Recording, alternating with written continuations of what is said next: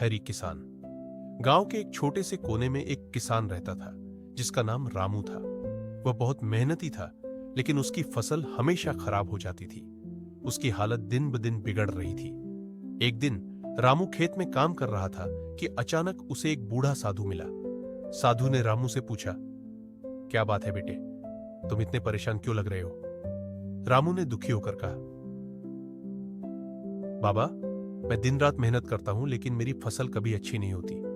मैं नहीं जानता कि मुझसे कहां गलती हो रही है। साधु मुस्कुराए और बोले, बेटा, तुम फसल के लिए मेहनत तो बहुत करते हो, लेकिन तुमने मिट्टी की सेहत पर ध्यान दिया? रामू चौंक गया। मिट्टी की सेहत?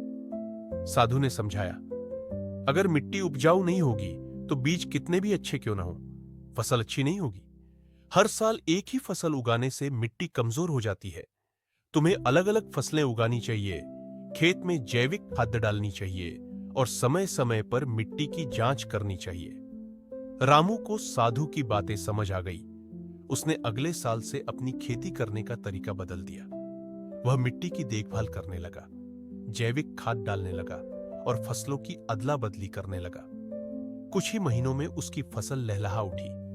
अब रामू न केवल अपनी जरूरतें पूरी कर पा रहा था, बल्कि गांव के दूसरे किसानों को भी यही तरीका अपनाने की सलाह देने लगा। उसकी मेहनत और समझदारी से पूरा गांव खुशहाल हो गया। शिक्षा।